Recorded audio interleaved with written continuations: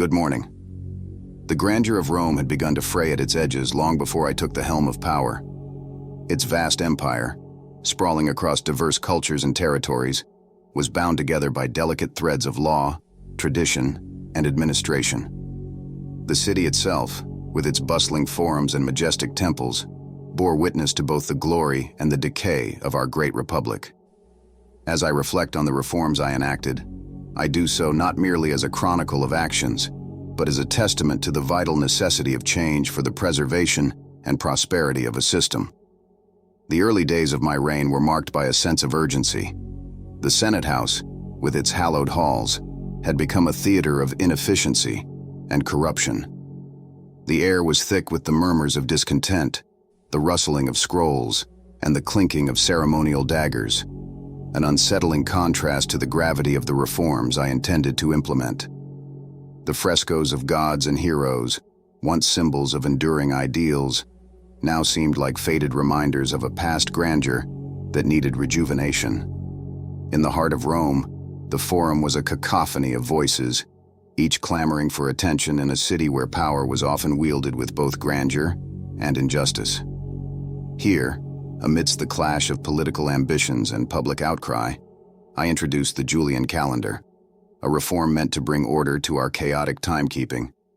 The vibrant colors of the city, brilliant reds and golds of the Senate robes, the deep blue of the toga of the plebeians, provided a stark backdrop to the profound change I sought. The calendar's precision was designed not just to streamline administrative functions, but to bring clarity and predictability to the lives of all Romans.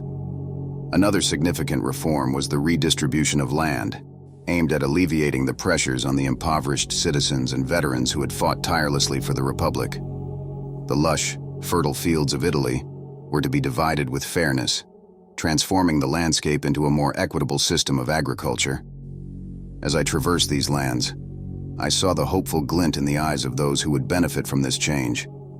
The golden hues of ripe crops and the fresh green of newly planted fields symbolized not just agricultural reform, but a rebirth of social justice.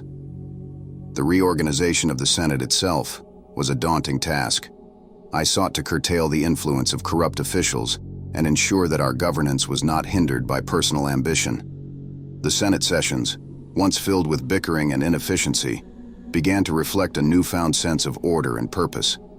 The rich reds of the senatorial robes now seemed to echo the renewed vigor of a reformed institution, a body no longer shackled by its own obsolescence.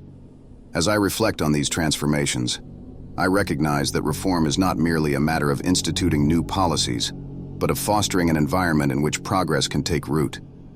Each change I enacted was driven by a vision of stability and strength for Rome, a vision that required both bold action and careful implementation. Consider an area in your own life or work where change might be beneficial. Reflect on what reforms could improve the current system or situation. How can you implement these changes thoughtfully and effectively? Identify one small step you can take today towards initiating this improvement.